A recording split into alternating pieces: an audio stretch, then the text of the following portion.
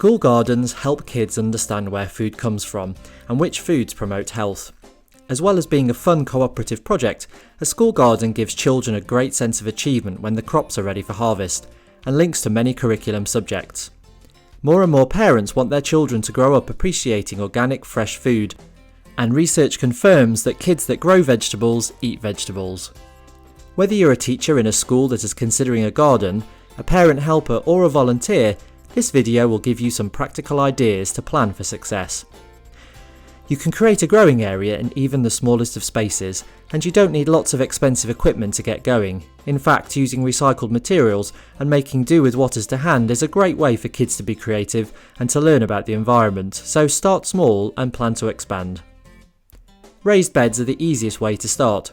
Find a sunny spot, somewhere that will be easily seen, as this will generate interest amongst children and parents. If siting the garden near a playground, be sure to include fencing to protect the plants from stray balls. Shallow raised beds can be placed directly onto grass, or deeper ones can be placed on concrete or paved surfaces. Build them no more than 3 or 4 feet wide so that children can reach into the bed easily without stepping on the growing area, which compresses the soil and limits plant growth. Fill the raised beds with good quality compost to give your plants the best possible start, and you're ready to start planting. Some schools create square foot beds to grow a lot of different crops in a small space. Each 1 foot square has a different vegetable sown into it. In the garden planner, you can switch to the square foot gardening mode by clicking the SFG button. You can then easily arrange 1 foot squares of plants on your plan. Each square displays the number of plants at the top left, between 1 and 16 plants per square. Alternatively, traditional planting layouts can be used, which is particularly good for larger plants and rows. Make sure that the coloured areas around the plants don't overlap to ensure that they have enough room to grow well. Select easy to grow crops that require minimal maintenance to give you the best chances of success. To do this, use the Garden Planner filter feature to show those plants which are easy to grow. These will be displayed in the plant selection bar. You can also select to only see plants that can be harvested during certain months of the year in your area, particularly useful if you want to avoid planting crops that mature during the school holidays. Get started with some of these easy to grow plants.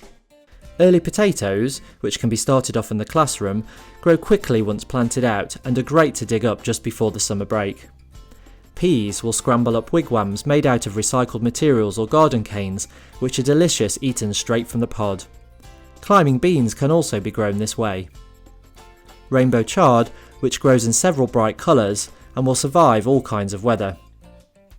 Salad leaves, such as cut and come again lettuces, are very easy to grow and can be harvested over several weeks. Strawberries are enjoyed by children of all ages, and it's simple to create a cascade of pots which will then produce baby runner plants later in the summer. Perennial herbs like rosemary, lavender, oregano and thyme attract bees and butterflies, offer strong scents to explore, and can be harvested and turned into take-homes in art or design classes, such as scented cards or lavender bags.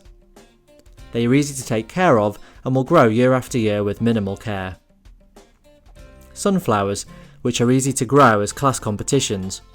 After flowering, the seeds can be used to attract birds to the garden during the winter. Start them in pots on a windowsill before planting them out a few weeks later when the weather warms up. For the more adventurous class, why not create a pizza garden, growing all the ingredients for pizza sauce? Then invite a local chef to teach children how to make their own pizza or pasta dishes.